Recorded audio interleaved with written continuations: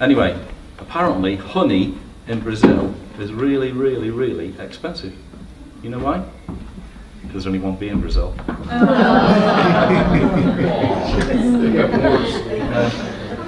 And poor old Steve up in the office, he'd been coughing and spluttering around today, and someone said it was something to do with the photocopier. Because you know what the difference is between a photocopier and the flu? No. One gives you a facsimile and the other gives you a sick family. Right, over to Paul. I'm going to have to find somewhere else for Tuesday. Can't you cope with the jokes? Bedward's feeling. That's it. But a couple of weeks ago, one Saturday, I was invited to a wedding, and it dawned on me that day that there's so much preparation to a wedding. I mean, even when you're a guest, it's finding a gift, finding the right things to wear, and so on. Well, the very first time that Jesus went anywhere with his friends was to a wedding.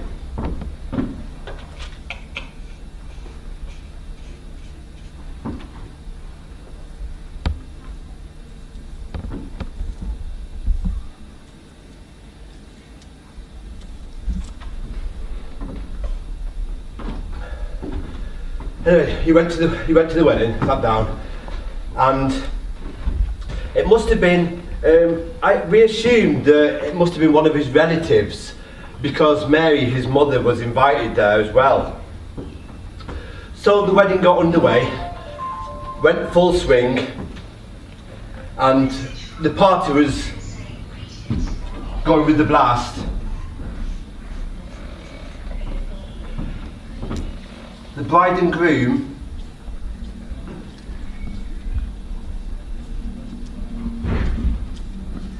were with their family.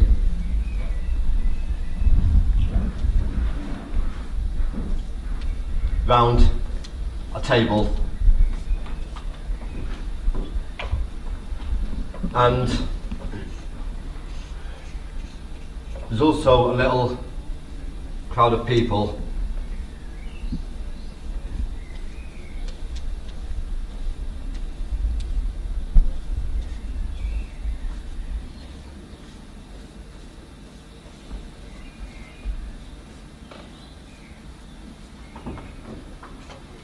anyway. The whole party was in full swing. Then suddenly Mary noticed that the waiters and waitresses were running around, a bit frantic, and she stopped one of the waiters and says, "You know, what's wrong? Everyone looks a little worried. Run out of wine." Sorry, just get a drink.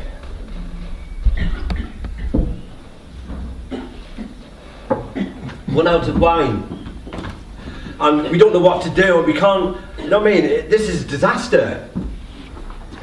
So Mary thought, "Oh, I know what to do." So she decided to go to Jesus and let him know, we've run out of wine. And Jesus replied, "Woman, why bother me? My time has not yet come." And then that was it. And Mary went away thinking that Jesus couldn't do anything.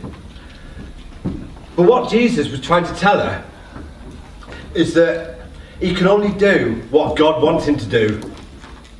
And it's like us that we need to learn to listen to God's voice in order to know what to do in a lot of situations. So anyway, Mary went up to one of the waiters and says, "Whatever Jesus tells you to do it." And the waiter at the time thought that was a silly thing to say, but okay. Anyway, after a while, after a bit of running around, being frantic, Jesus called one of the waiters to him and says, "Those stone jars in the corner, fill them with water." So, which is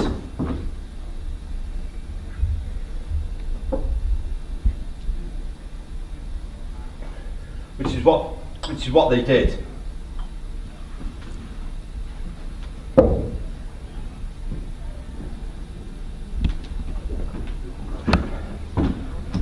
So they filled it with water. It says, right, take it to the, because what they realised is that even with the stone jars full of water, they realised that even there they had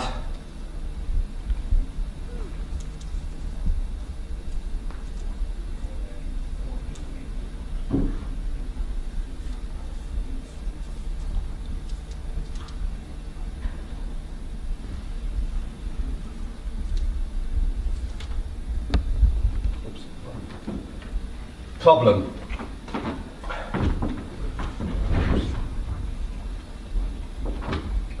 So anyway, they think, well, what shall we do? Because if we go to the master and give him water to drink, he could kill us, or we could lose our jobs, or anything. But they remember what Mary said: whatever Jesus tells you to do, do it. So they went to the master and poured this water. Sorry. And then they were standing there waiting for him to taste it with their knees knocking. Because they decided it was better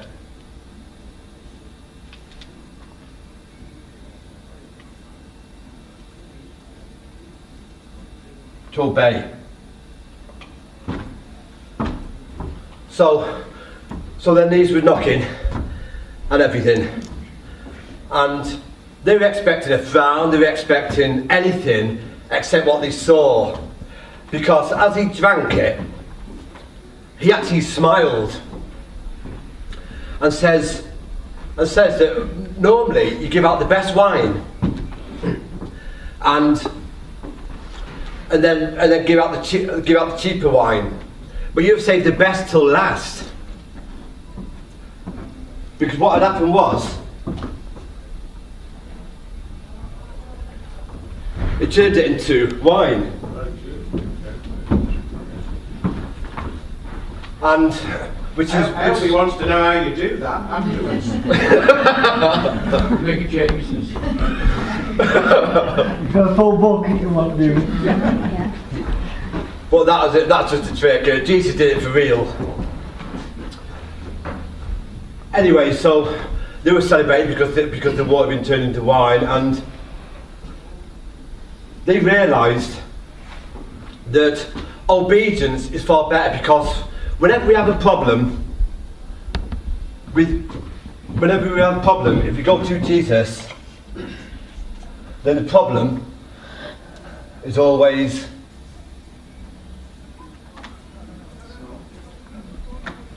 because no matter what we go through, he always gives us the strength to deal with it. And he can turn, I always look at him, I've been studying lately about the turnaround God, because he can turn anything around.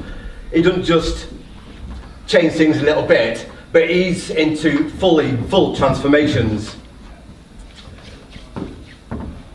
So it's always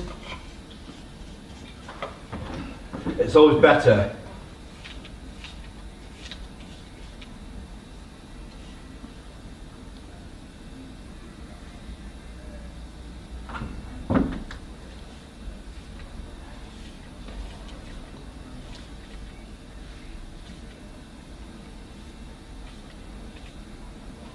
to trust and obey, because obeying is always the better way.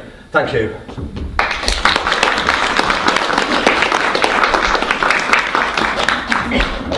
Don't anybody drink that.